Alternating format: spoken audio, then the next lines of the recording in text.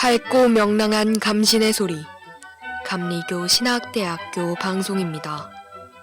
본 대학 방송은 예언자의 소리에 입각한 방송임무를 수행함으로써 본교의 젊은 지성의 얘기와 참된 진리를 전해드리고 학생들의 정서교육과 교양을 높이며 아울러 건전한 신앙 분위기 조성을 위해 1981년 9월 15일 개국 이래 월요일에서 목요일 낮까지 하루 40분의 정규 방송을 보내드리고 있습니다. 현 비대면 시기 매주 목요일 감리교 신학대학교 방송국 유튜브 채널에서 영상 방송으로 대체 송출하고 있습니다. 그러면 지금부터 3월 28일 월요일에 영상 방송을 보내드리겠습니다. 여기는 예언자의 소리, 감리교 신학대학교 방송입니다. VOP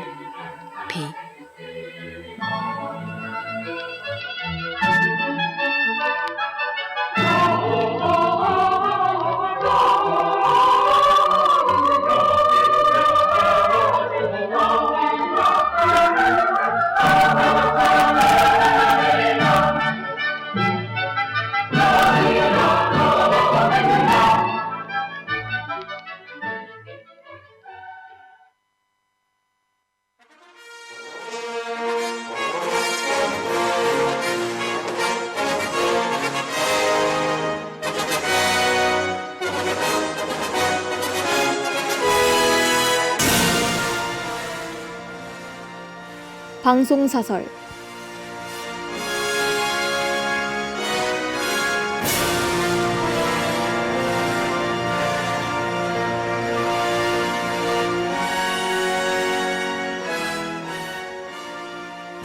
안녕하십니까. 41대 실무국장 이예빈입니다. 지난 2월 24일 러시아의 우크라이나 침공 개시일로부터 약 한 달가량 지난 지금 두 나라의 전쟁은 여전히 끝나지 않은 채 계속되고 있습니다. 이 전쟁은 대체 언제쯤 끝나는지, 이 전쟁의 끝엔 뭐가 있을지 감히 예상도 하지 못한 채 그들은 계속해서 싸우고 있습니다. 때 아닌 전쟁에 전 세계가 주목하고 있는 가운데 끝없는 욕심과 실수의 반복이라는 주제로 3월 28일의 방송사설 시작하겠습니다.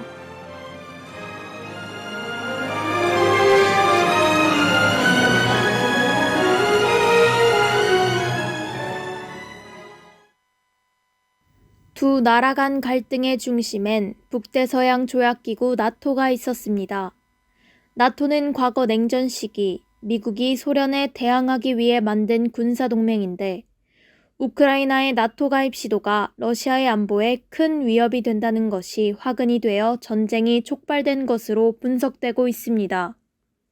우크라이나가 옛 소련이 해체되면서 독립한 국가이며 러시아와 우크라이나 모두 키예프 공국에 뿌리를 두고 있다는 점에서 푸틴과 상당수의 러시아인들은 옛 소련 시절의 영광을 되찾고 싶어하는 것으로 보입니다.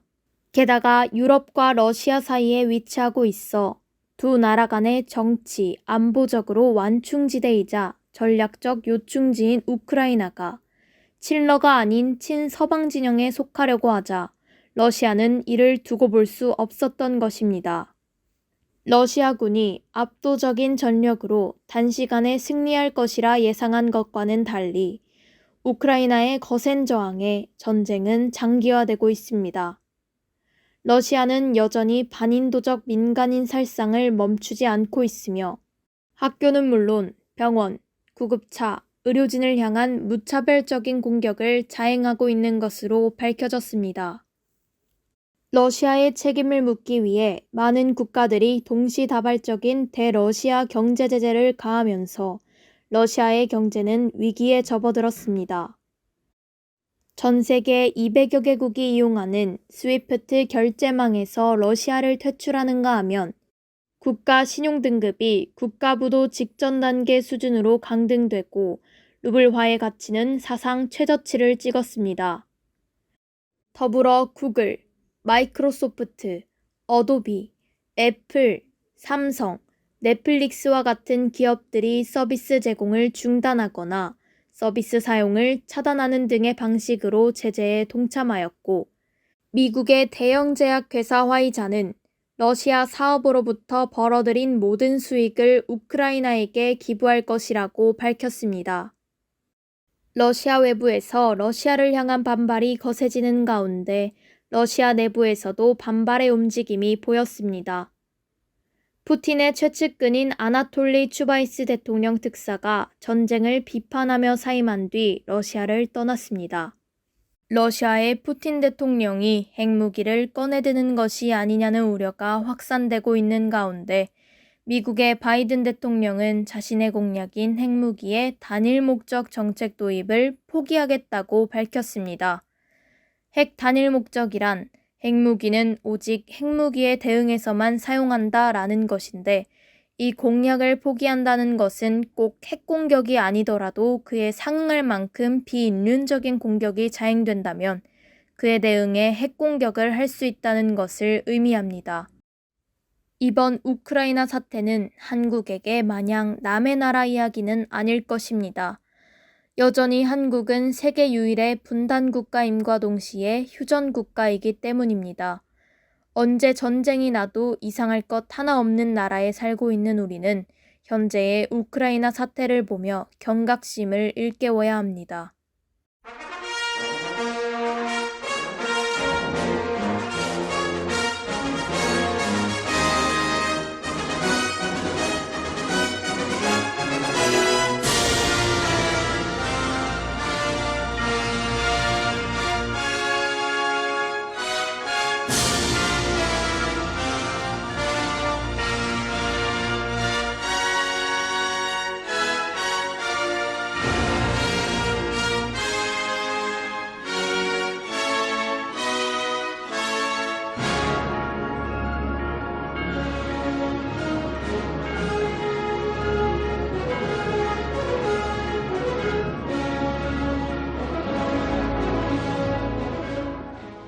이 전쟁이 언제 끝날지, 전쟁의 끝에 무엇이 있을지 그 누구도 알지 못합니다. 한 치 앞도 보이지 않는 전쟁이라는 암흑 속에서 보이지 않는 미래를 꿈꾸며 그저 싸울 뿐입니다. 셀 수 없이 많은 생명의 희생을 불러오는 만큼 어떠한 이유에서든 전쟁은 정당화될 수 없으며, 전쟁의 아픔을 겪는 이들이 더 발생하지 않도록 전쟁을 종식시키는 일에 모두가 힘써야 합니다. 내일이 아니라고, 나에겐 벌어지지 않을 일이라고 외면한다면 그들은 멈추지 않고 권력을 이용해 약한 자들에게 무자비한 폭력을 일삼을 것입니다. 안타깝게도 이러한 역사는 지금도 계속해서 되풀이되고 있음을 기억하며 3월 28일의 방송사설 마치겠습니다.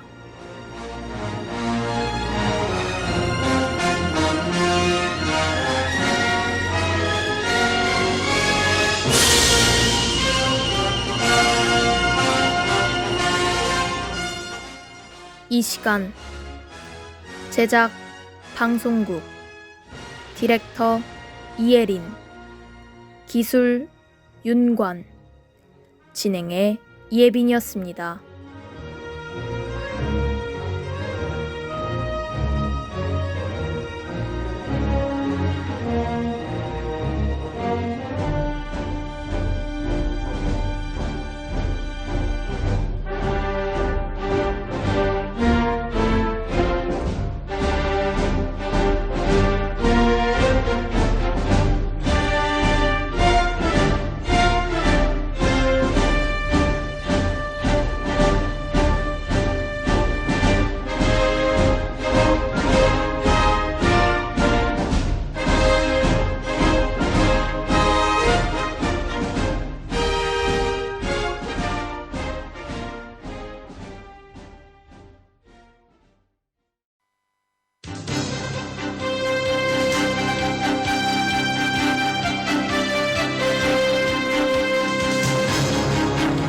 감시인 여러분 안녕하십니까. 3월 28일에 VOP 뉴스입니다.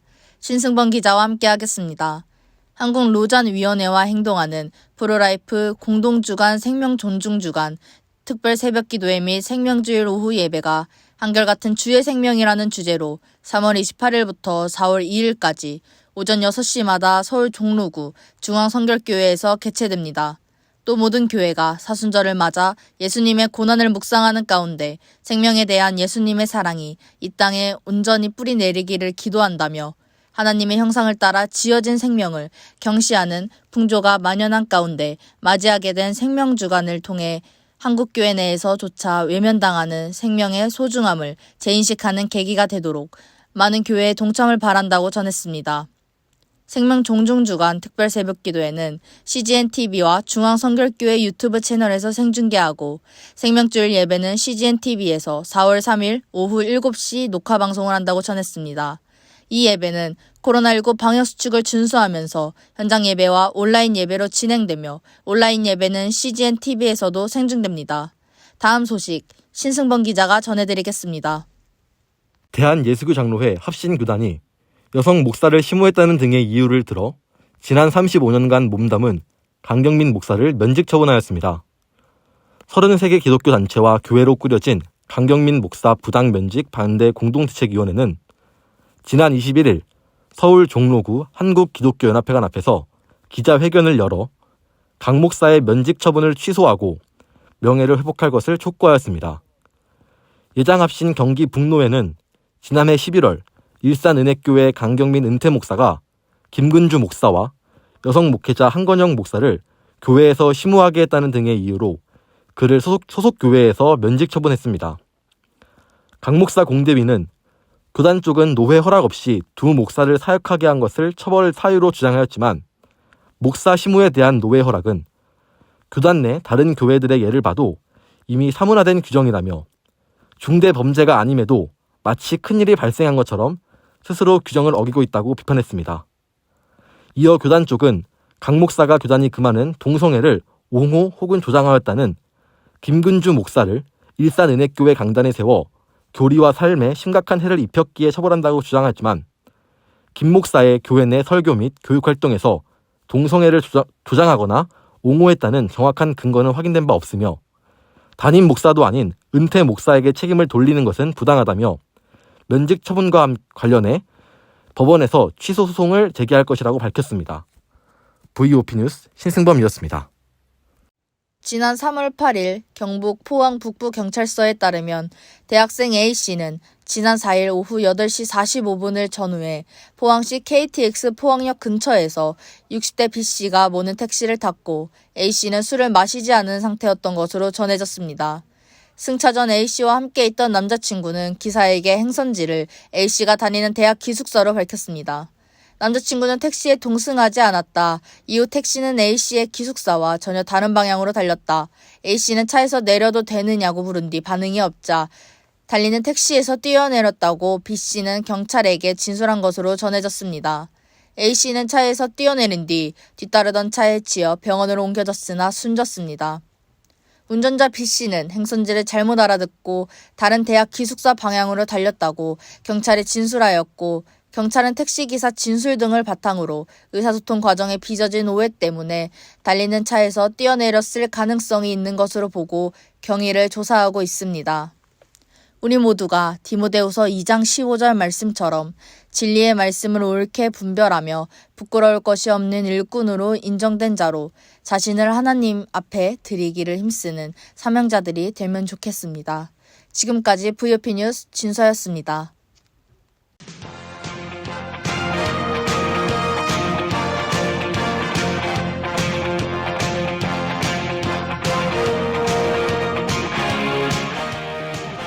이 시간 제작 보도부, 디렉 이예린, 기술 윤관, 진행의 신승범 진서였습니다.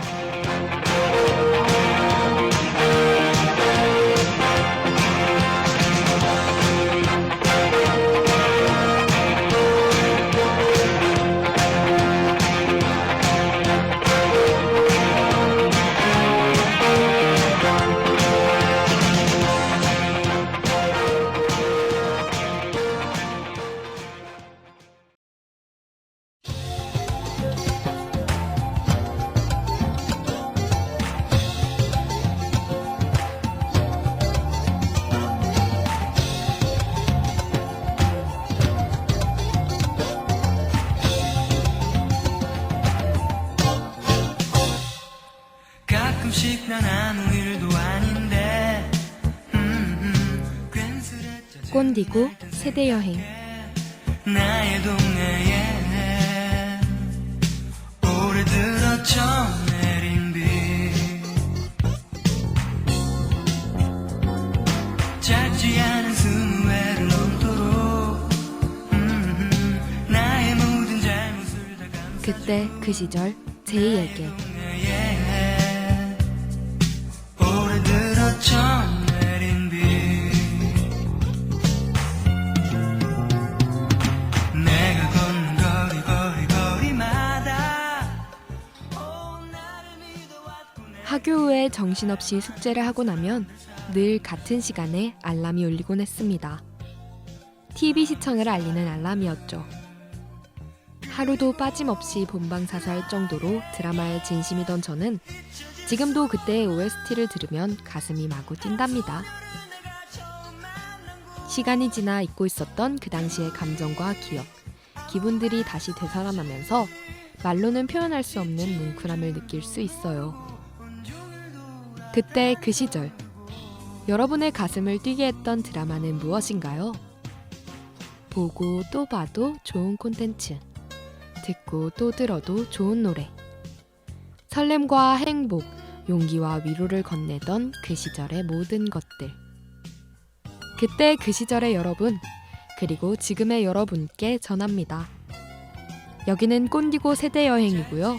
여러분을 안내할 저는 장하윤입니다. 소중했던 기억들이 감춰진 나의 동네에 오래 들었죠 내린 비 내가 걷는 거리마다 나를 믿어왔고 내가 믿어가야 하는 사람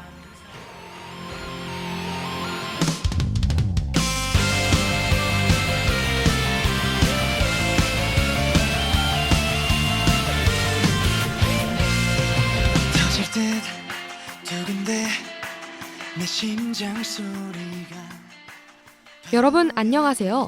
자신이 살아온 경험이 마치 정답인 것처럼 나 때는 말이야를 외치시는 분들과 함께할 꼰디고 세대여행입니다.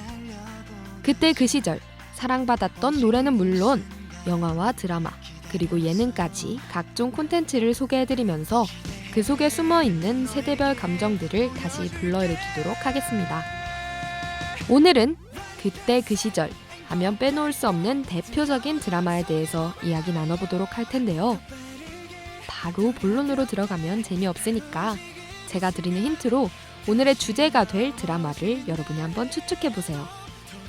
첫 번째 힌트는 시리즈 드라마라는 것입니다. 너무 광범위한 힌트였나요? 그렇다면 두 번째 힌트 드리겠습니다.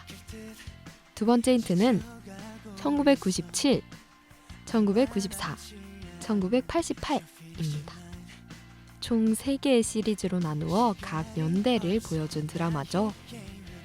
첫 번째 힌트에 비해 두 번째 힌트에서 눈치채신 분들이 많을 것 같은데요. 아직도 잘 모르실 분들이 계실 것 같아서 마지막으로 결정적인 힌트, OST를 들려드리겠습니다. 함께 듣고 오시죠. 더 빠르게 더 가볍게 바로 지금 이 순간 다시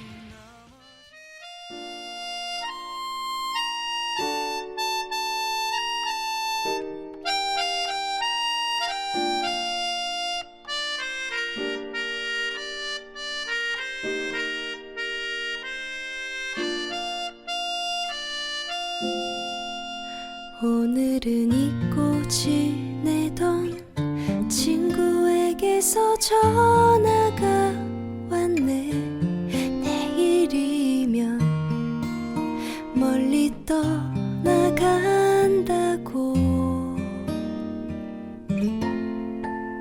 어릴 적 함께 뛰놀던 골목길에서 만나자 하네. 내일이면 아주 멀리 간다고.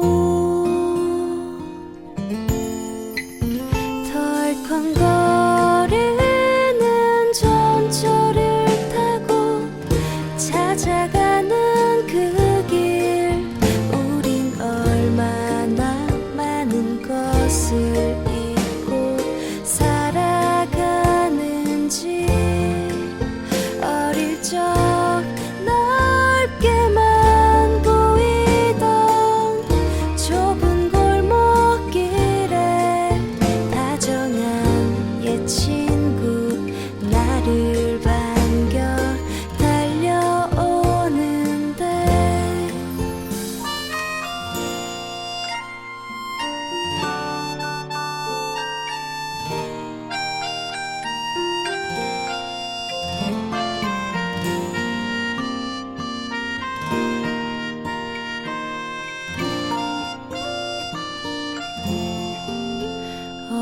적 함께 꿈꾸던 부푼 세상을 만나자 하네. 내일이면 멀리 떠나간다고.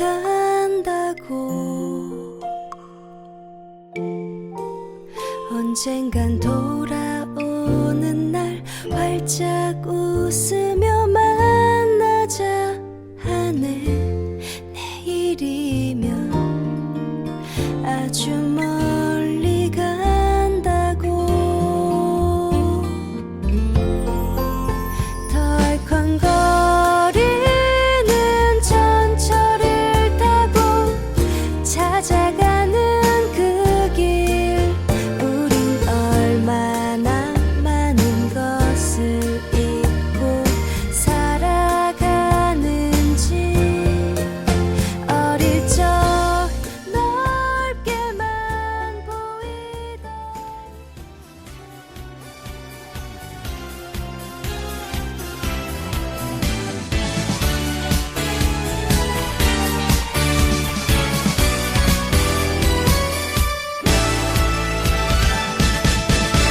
네가 나이기를 바랬던 것만큼 많은 것을 바라지는 않아.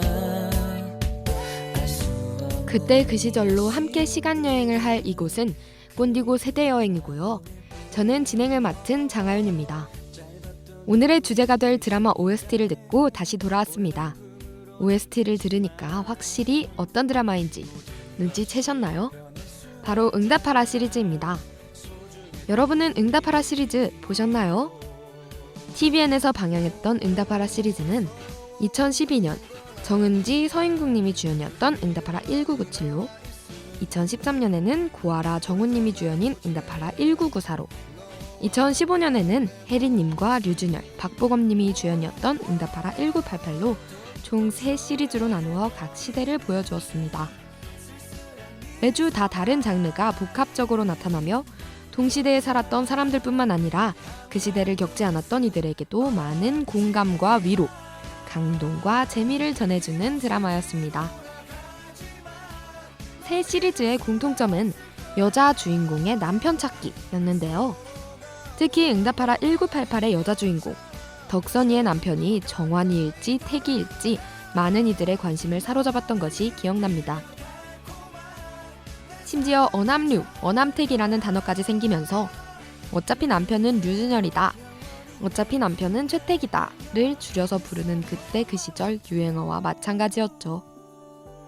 만나는 사람마다 너 어남류야 어남택이야?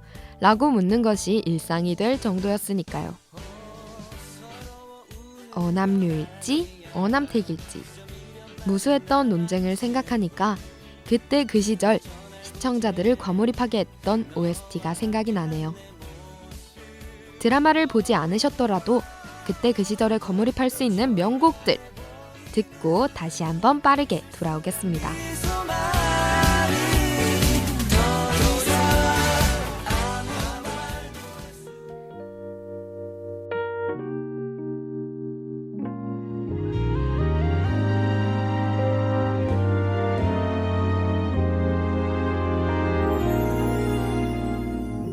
내 곁에만 머물러요.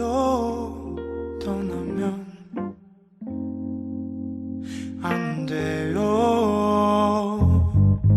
그리움 두고 머나먼 길 그대 무지개를 찾아올 순 없어요. 노을진 창가에 앉아 멀리 떠가는 구름을 보며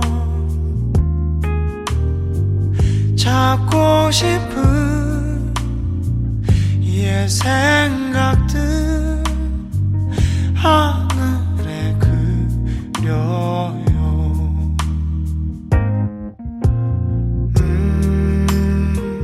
불어오는 차가운 바람 속에 그대 외로워 울지만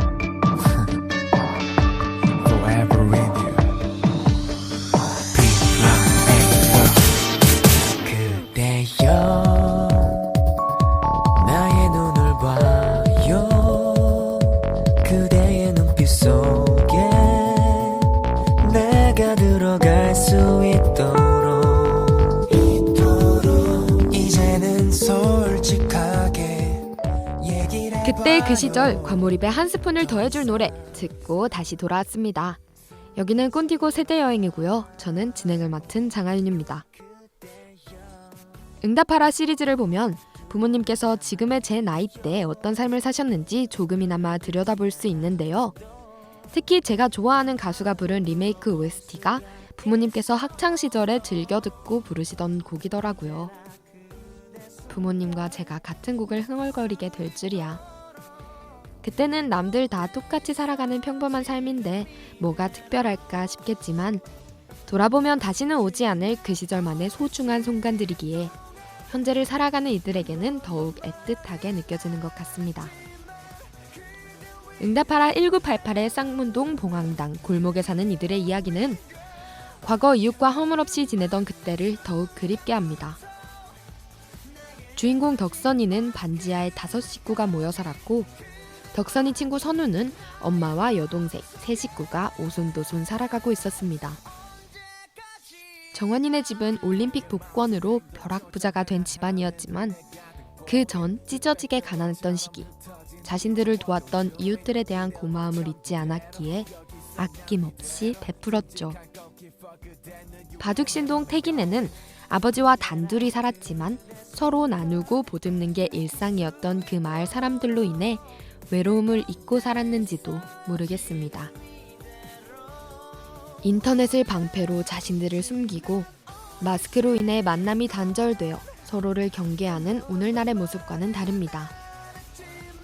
아파트가 들어서고 인간을 대체할 기술이 들어서서일까요? 각자 가진 건 없지만 나눌 건 많았던 그 시기로 어떠한 계산 없이 서로를 아끼고 도우며 애정하는 그때로 돌아갈 수 있을까요?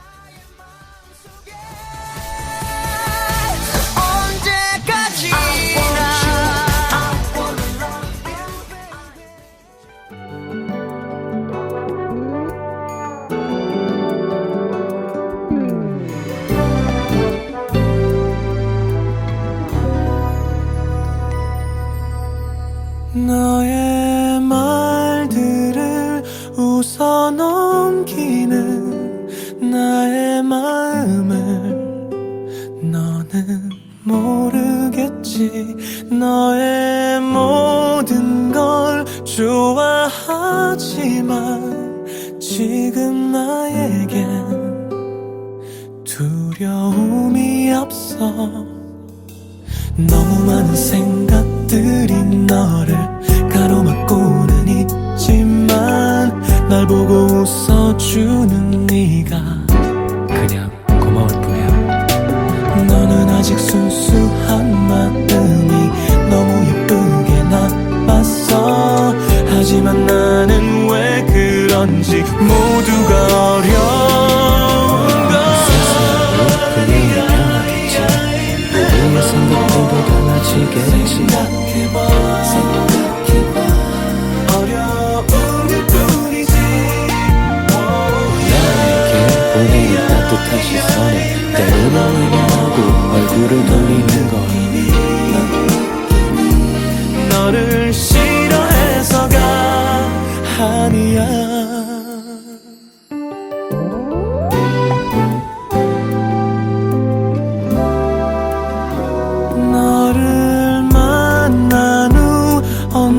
언젠가부터 나의 맘속에 근심이 생겼지. 네가 좋아진 그 다음부터 널 생각하며 깊은 한숨뿐만.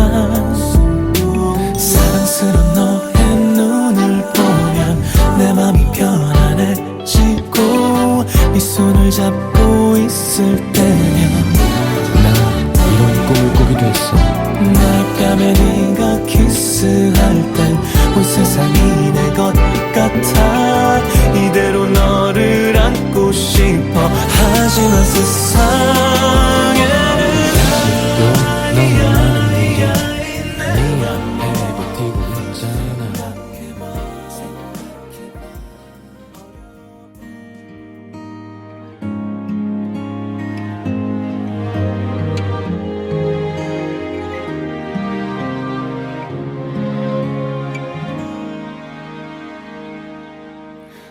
기억 속에 늘 아픔이 묻어 있었지.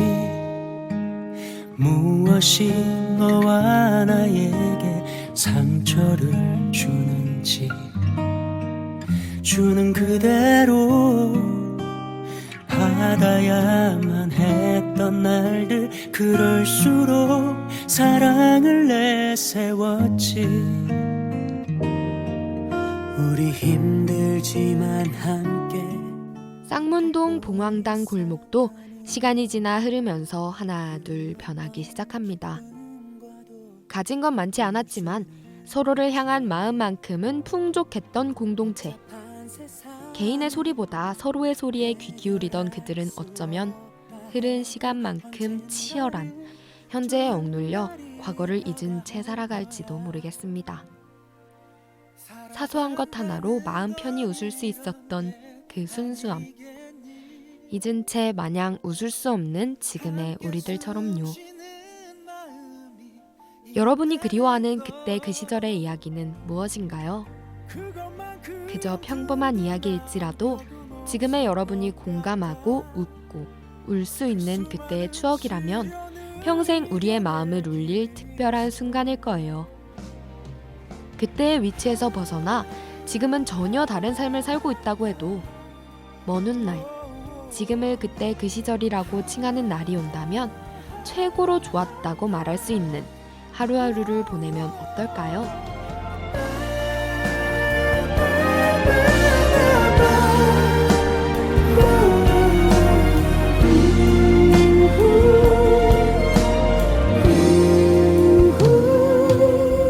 우리 힘들지만 함께 걷고 있었다는 것.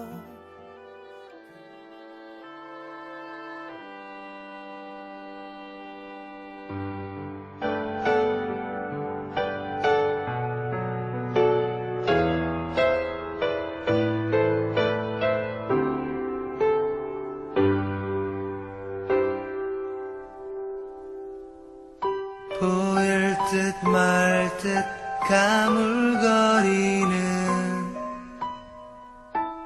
안개 속에 쌓인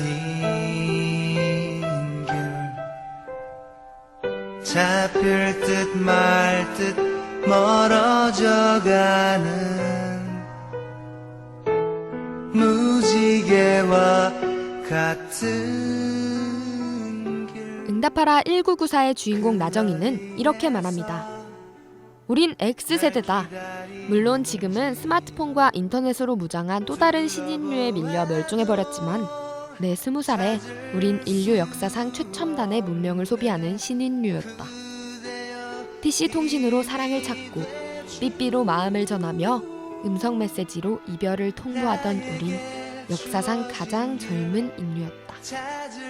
하지만 그때나 지금이나 신인류의 사랑이 설레고 가슴 뛰는 이유는 삐삐도 스마트폰도 최첨단의 그 어떤 유행 때문도 아니다. 젊음은 서툴고 투박해야 하며 사랑은 해맑고 촌스러워야 한다. 그것이 내 20살의 사랑이 설레고 가슴 뛰게 기억될 수 있는 유일한 조건이다.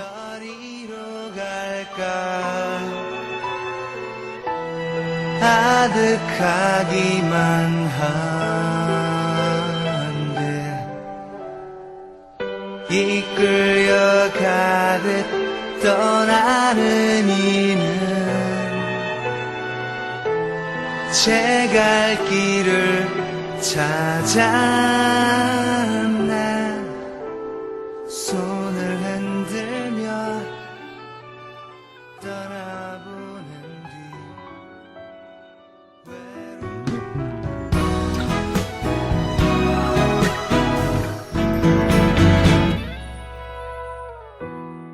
뒤 표정 없는 세월을 보며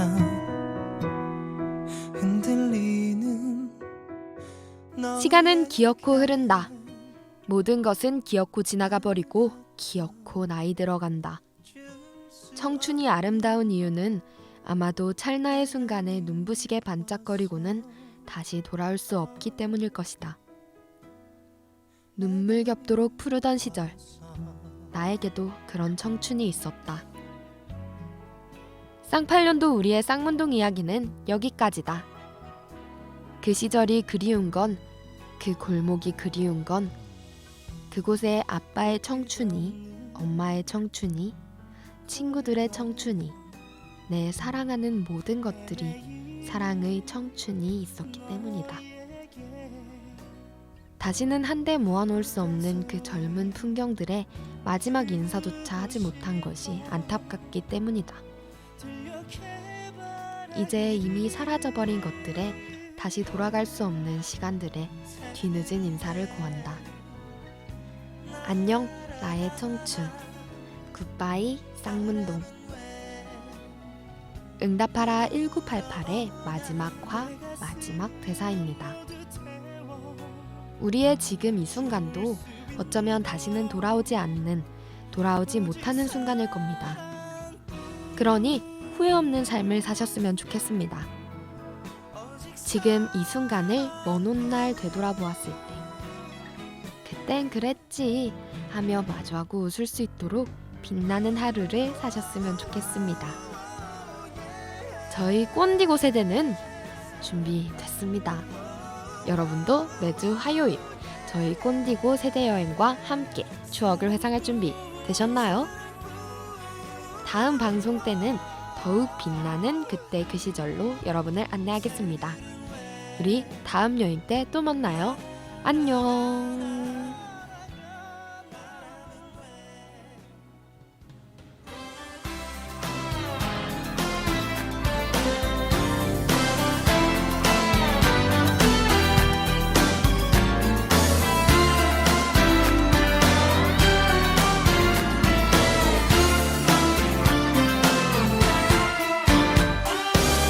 오늘은 무슨 일인 거니 울었던 얼굴 같은 거 그가 너의 마음을 아프게 했네 나에겐 세상 제일 소중한 너인데 착한 네 커피를 내리는 그 속에 감춰 내 맘을 담아 고마워 오빠 너도 좋은 사람이야 그 한마디에 난 웃었고 혹시 너 기억하고 있을까 내 친구 학교 앞에 놀러왔던 날 우리들 연인 같다 장난쳤을 때 넌 웃었고 난 밤지 새웠지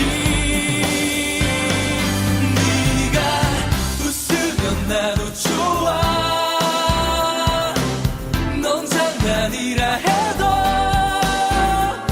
널 기다렸던 날 널 보고 싶던 밤 내겐 벅차네 법 가득한데 나는 혼자여도 괜찮아 널 볼 수만 있다면 늘 너의 뒤에서 늘 널 바라보는 그게 내가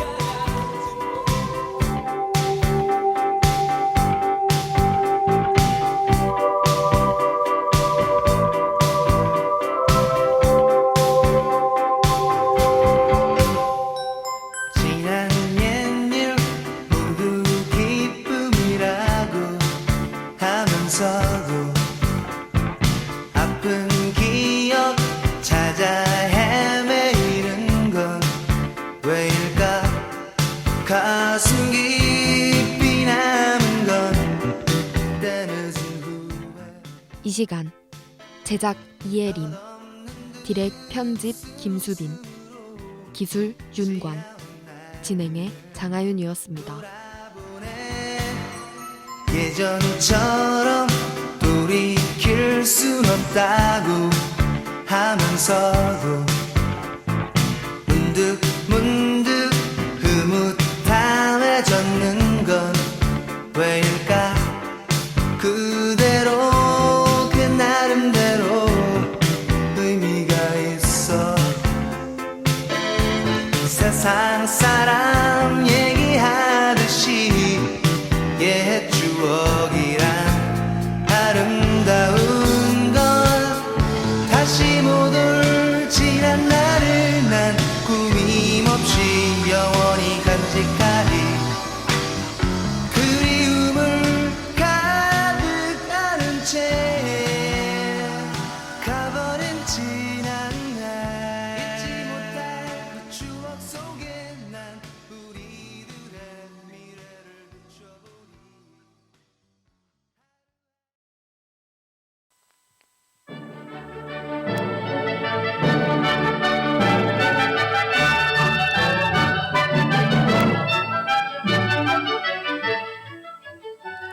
감신인 여러분, 잘 들으셨습니까? 지금까지 여러분께서는 감리교 신학대학교 방송에서 보내드린 3월 28일 월요일의 영상방송을 들으셨습니다. 여러분, 다음 영상방송 시간까지 안녕히 계십시오. 여기는 예언자의 소리, 감리교 신학대학교 방송입니다. V, O, P